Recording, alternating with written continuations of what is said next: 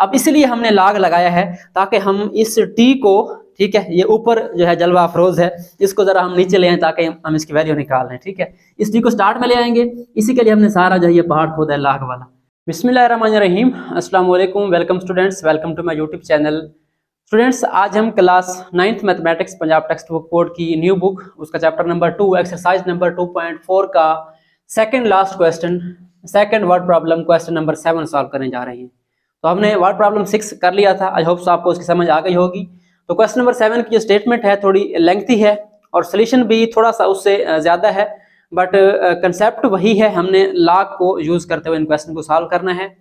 तो स्टार्ट करते हैं, क्वेश्चन नंबर 7 की स्टेटमेंट रीड करते हैं। हमारे पास क्वेश्चन नंबर 7 की स्टेटमेंट क्या है? अब्दुल्ला इन्वेस्टेड ₹100,000 इन ए सेविंग स्कीम। कि अब्दुल्ला ने क्या किया? एक सेविंग स्कीम के अंदर, यानी जो ऐसी स्कीम जो प्रॉफिट देती है उसके अंदर उसने इन्वेस्ट किया, यानी लगाए।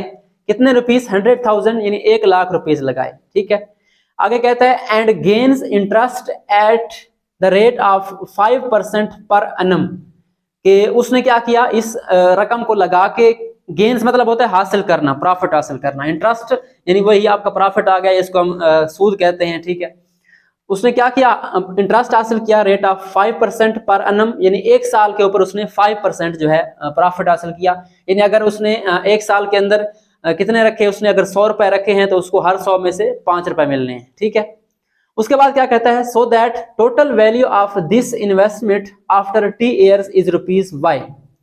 के जो उसकी इन्वेस्टमेंट की टोटल वैल्यू है, कीमत है, कितने सालों बाद। अब टी उसने जो है टाइम रख दिया है कि साल हमारे कुछ भी हो सकते हैं, 5 हो सकते हैं, 10 हो सकते हैं, उसने वेरिएबल से शो कर दिया है।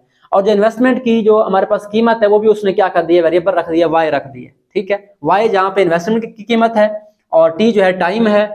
उसके बाद नेक्स्ट क्या कहता है? This is modelled by an equation. अब उसने इस प्रॉब्लम को मैथमेटिकल फॉर्म में कन्वर्ट कर दिया है। ठीक है, मैथ का यूज यहीं पे होता है जब हम रियल लाइफ प्रॉब्लम्स को मैथ के फॉर्म में इक्वेशंस बना के सॉल्व करते हैं। जो आपके बड़ी बड़ी इंडस्ट्रीज हैं वो भी यही काम करते हैं, वो अपने प्रॉफिट और इन चीज़ों को देखने के लिए मैथमेटिक्स यूज करते हैं। इकोनॉमिक्स के अंदर मैथ यूज होती है, तो वहाँ पे यही काम होता है कि उन्होंने एक इक्वेशन बना ली। ये हमारे पास क्या है? y is equal to 100,000 into 1.05 raise power t। ये हमारे पास उसने इक्वेशन दी है, एक फार्मूला दिया है कि ये उस इन्वेस्टमेंट को मालूम करने का फार्मूला है। तो आगे साथ लिखा हुआ है t is greater than equal to 0। इसको आपने यूज नहीं करना है, समझ ले। टाइम क्या होता है? हमेशा वो 0 से बड़ा होता है। टाइम या बिल्कुल नहीं होता या 0 से बड़ा होगा, 1 साल होगा, आधा साल होगा, नेगेटिव टाइम नहीं हो सकता। ठीक है, आगे कहता क्या है? Find after how many years, कि कितने सालों बाद, मालूम करें कि कितने सालों बाद the investment will be double. कि कितने सालों बाद जो वो इन्वेस्टमेंट थी वो क्या हो जाएगी? डबल हो जाएगी। अब इन्वेस्टमेंट कितनी थी? 100,000 थी। उसने कहा हमने वो टाइम मालूम करना है कि जितने सालों बाद उसको 5% प्रॉफिट के हिसाब से जो उसका अमाउंट है टोटल 100,000 से क्या बन जाए? 200,000, यानी 2,00,000 बन जाए। तो स्टार्ट करते हैं सोल्यूशन। तो फर्स्ट ऑफ ऑल क्या करना है? आपने वही पिछले क्वेश्चन की तरह आपने यहाँ पे क्या लिखना है? यहाँ पे आपने फार्मूला लिखना है। फार्मूला हमारा कौन सा है? y is equal to 100,000 1.05 raise power t। We have given that, यहाँ पे हम लिखते हैं साइड पे ताकि हमारा क्वेश्चन जो है सोल्यूशन पूरा आ जाए। सो यहाँ पे गिवन क्या है? हमारे पास एक फार्मूला गिवन है। अगर आप देखें यहाँ पे मैंने बताया आपको y इज इक्वल टू, ये हमने राइट करना इन्वेस्टमेंट का formula, y is equal to 100,000। हमारे पास 100 के बाद 3 जीरोज आएंगी, ये आपने ख्याल रखना है। 1.05 रेज़ टू पावर t, ये हमारे पास बेसिक फार्मूला है इन्वेस्टमेंट का। y क्या है? उसने बताया था जो y है ये इन्वेस्टमेंट है। ठीक है, वहाँ पे लिखा हुआ है total investment after time t is y। ये हमारे पास इन्वेस्टमेंट है और ये t है। हमने यहाँ से t निकालना है। t कैसे निकालना है? हमारी जो बेसिक इन्वेस्टमेंट है वो कितनी है? 100,000 है। तो हम यहाँ पे लिखते हैं पहले 100,000। हमारे पास जो बेसिक इन्वेस्टमेंट है वो कितनी है? 100,000। वो हम यहाँ पुट कर देंगे इसकी वैल्यू, और यहाँ पे क्या आ जाएगा? अगेन 100,000 और आगे क्या आ जाएगा हमारे पास? 1.05 रेज़ टू पावर t। अब हमें क्या चाहिए? इन्वेस्टमेंट तो हमारी ये वाली जो है सिंपल है, बेसिक है। उसने कहा था हमने टाइम निकालना है किसके लिए? Investment will be double. Double से मुराद ये है कि 2 गुना हो जाएगी, यानी 1000 है तो कितनी हो जाएगी? 2000 हो जाएगी। ठीक है, यहाँ पे लाख है तो क्या हो जाएगी? 2,00,000 हो जाएगी। तो सिंपली क्या करना है? हमने यहाँ पे 2 से मल्टीप्लाई कर देना है। ठीक है, ये हमारे पास वो कंडीशन आ गई कि हमने टी निकालना है बट इन्वेस्टमेंट कितनी हो? डबल हो हमारी। ओके, हो गया। अब यहाँ पे देखिए हमने यहाँ पे क्या करना है? हमने लॉग यूज करना है। अब यहाँ पे लॉग का कोई जिक्र तो नहीं है, बट स्टूडेंट्स सोचेंगे कि हमें कैसे पता कि हम लॉग यूज करेंगे। यहाँ पे पिछले क्वेश्चन में तो लॉग लिखा हुआ था, तो आप जानते हैं कि एक्सपोनेंट का जो इनवर्स है वो क्या होता है, log होता है। जब हम एक्सपोनेंट वाले पावर्स वाले क्वेश्चन सॉल्व करते हैं तो जहां पे हमें पावर्स डायरेक्ट नहीं हल हो रही होती, हम क्या करते हैं वहां पे log यूज करते हैं, और जहां पे log होता है हम उसको log के जरिए हल नहीं कर पा रहे होते, क्या करते हैं वहां पे एक्सपोनेंट में कन्वर्ट करते हैं। ठीक है, तो यहाँ पे हम क्या करना है, log यूज करना है। तो log यूज करने के लिए हम इसको आसान बनाते हैं, क्या करते हैं यहाँ पे जो हमारे पास नंबर पड़े हैं इनको एक्सपोनेंट की फॉर्म में राइट कर देते हैं। क्या लिखेंगे हम, इसको लिख सकते हैं साइंटिफिक फॉर्म में 1 मल्टीप्लाई बाय 10 लिख दें, या सिंपली 10 रेज़ पावर क्या लिख दें आप यहाँ पे 1 2 3 4 5 लिख दें। इन 10 की पावर 5 कितना होता है, 100,000 होता है। ये आपने इसको कन्वर्ट कर दिया एक्सपोनेंट में, और यहाँ भी क्या करें, यही काम करना है हमने, 10 रेज़ पावर 5 कर दें। ठीक है, और आगे हमारे पास क्या हो रहा है 1.05 और रेज़ टू पावर कितनी है, t है। अब यहाँ पे ये एक्सपोनेंट की फॉर्म में आ गया है, यहाँ पे एक्सपोनेंट है, यहाँ पे एक्सपोनेंट है, यहाँ पे एक्सपोनेंट है। अब यहाँ पे क्या लिखेंगे हम, दोनों साइड पे log अप्लाई कर देंगे। तो यहाँ पे आपने क्या लिखना है, दोनों साइड पे log, टेकिंग log लिख दें, डायरेक्ट अप्लाई कर दें, no issue. 2 multiply by 10 raise to power 5, और इधर क्या आ जाएगा सेम तरीके से log of 10 raise to power 5, और आगे क्या आ जाएगा 1.05 रेज़ टू पावर t। अब यहाँ पे क्या करना है, हमने यहाँ पे log के जो लॉज थे वो यूज करने हैं, लॉज ऑफ लॉगरिथम आपको याद होंगे। अब यहाँ पे देखें क्या हो रहा है, दो नंबर्स आपस में मल्टीप्लाई हो रहे हैं तो वो क्या होते हैं, आपस में ऐड होते हैं। जब उनका log अलग होता है तो यहाँ पे हम क्या करेंगे, log ऑफ 2 को अलग कर लेंगे और प्लस करेंगे log of 10 raise to power 5 से। ठीक है, log of 10 raise to power 5 is equal to, यहाँ पे वही काम करना है। यहाँ पे दो नंबर आपस में क्या हो रहे हैं, मल्टीप्लाई हो रहे हैं, एक ये वाला है और एक t वाला है।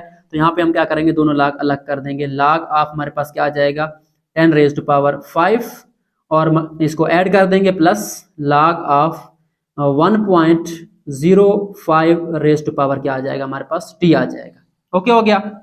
अब यहाँ पे देखें log ऑफ 2 बिल्कुल सिंपल है, आपने क्या करना है, सिंगल नंबर का log लेने हैं, कैलकुलेटर पे लिख दें, डायरेक्ट आपकी मर्जी है, या आप 20 के सामने 0 देखें, क्योंकि हमारे पास जो 2 है यहाँ पे आगे नंबर नहीं है, डिजिट नहीं है। ठीक है, 2 के आगे हम 0 लिख सकते हैं, तो हमने 20 का क्या देखना है, क्योंकि 2 का log नहीं होता टेबल में, हमारे जो है log है वो 10 से स्टार्ट हो रहे हैं आई थिंक टेबल पे, तो आपने 20 के आगे 0 देखना है। हमारे पास इसका आंसर आएगा 0.3010। ठीक है, आगे हमारे पास देखें तो यहाँ पे 10 रेज़ पावर क्या 5 है, तो 5 स्टार्ट में आ जाएगा with the help of third law, power ला।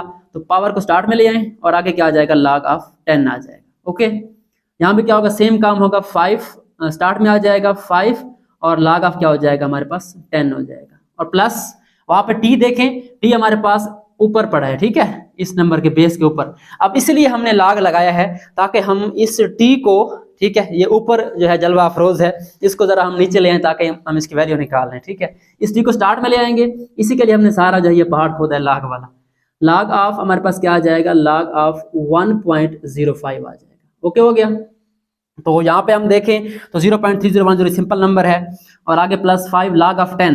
अब log ऑफ 10 और बेस कौन सी है, वही log ऑफ 10 ही है। ठीक है, कॉमन log है, तो log ऑफ 10 क्या होगा, 1 होगा। 10 की पावर 1 क्या होता है, 10 होता है। तो यहाँ पे आप डायरेक्ट निकाल भी सकते हैं, या आप सिंपली इस log ऑफ 10 क्या कर दें, उसका 1 कर दें। 0.3010 प्लस 5 इंटू log ऑफ 10 क्या होगा, 1 होगा। ठीक है, यहाँ पे यही काम होगा, 5 इंटू log ऑफ 10 क्या होगा, 1 होगा, प्लस कर देंगे, और t वैसे लिखेंगे, हमने t निकालना है। और आगे हमारे पास क्या है, यहाँ पे log ऑफ 1.05 लिखा हुआ है। आपने जाना है log टेबल पे, ठीक है, वहां पे आपने 10 के आगे 5 देखना है। ठीक है, 10 के आगे 5 देखना है, और इसका जो कैरेक्टरिस्टिक है वो 0 है, क्योंकि डेसिमल पॉइंट से पीछे एक डिजिट है, एक में से एक निकालें 0 बचेगा, यानी 0 पॉइंट समथिंग आएगा। ठीक है, 0 पॉइंट समथिंग आएगा। मैं यहाँ पे इसकी वैल्यू देख रहा हूँ, आपने टेबल में जाकर देखना है, या आप डायरेक्टली कैलकुलेटर के ऊपर पुट कर दें log ऑफ 1.05। इसकी वैल्यू आ रही है हमारे पास 0.021 एंड 2। तो स्टूडेंट्स आई होप सो आपको यहाँ तक समझ आ गया होगा। इसको रिवाइज कर लेते हैं। हमारे पास y जो है बेसिक फार्मूला है, y वाला, y इन्वेस्टमेंट है 100,000, हमने इसको डबल करना था, 2 से मल्टीप्लाई कर दिया, फिर यहाँ पे इसको एक्सपोनेंट की फॉर्म में ले गए, और वहां से हमने log अप्लाई कर दिया, log ने हमारी हेल्प करके इसको सिंपल बना दिया। अब यहाँ से हमारे पास जो आंसर आया हुआ स्टेटमेंट इक्वेशन का, वो क्या आया हुआ है, 0.3010 प्लस 5। इसको हम साइड पर ऐड करते हैं, हमारे पास क्या आ रहा है, 0 पॉइंट, आपने बताना है, हेल्प करनी है, 0 पॉइंट कर तो नहीं सकते, 0.3010 प्लस क्या आ जाएगा हमारे पास 5 इज इक्वल टू, क्योंकि 5 को 1 से मल्टीप्लाई करें 5 यहाँ आता है, इक्वल के बाद भी क्या आएगा 5 आएगा, और प्लस क्या आ जाएगा हमारे पास t इंटू क्या आ जाएगा हमारे पास 0.0212। ओके हो गया। अब यहाँ से देखें तो 5 दोनों साइड पे है, 5 को इधर ले आए, ये क्या हो जाएगा, यहाँ पे माइनस हो जाएगा, या आप डायरेक्ट इसको कैंसिल भी कर सकते हैं। +5 और क्या आ जाएगा यहाँ पे -5, ये खत्म हो गया। और इधर क्या बच गया, t इंटू 0.0212। अब ये कैंसिल हो गया आपस में, ठीक है, 5 से पीछे क्या बचा 0.3010 और यहाँ बच गया t इंटू 0.0212। अब यहाँ पे हमने t निकालना था। अब t के साथ क्या हो रहा है, ये नंबर मल्टीप्लाई हो रहा है। जब इसको हम इस तरफ शिफ्ट करेंगे तो क्या हो जाएगा, ये डिवाइड हो जाएगा। तो यहाँ पे आपने क्या करना है, 0.3010 ऊपर लिखना है और डिवाइड कर देना है उसको 0.0212 से। सिंपली आपने जाना है कैलकुलेटर पे आप इसको राइट करेंगे तो इसका आंसर जो आएगा वो आएगा डेसिमल की फॉर्म में 14.19 समथिंग, इस तरीके से आ रहा था मेरे पास। तो ये आगे इस तरह होगा। अब टाइम जो होता है वो हमारा जो है ईयर्स हमने मालूम करने हैं, उसने कहा था आफ्टर हाउ मेनी ईयर्स, ठीक है।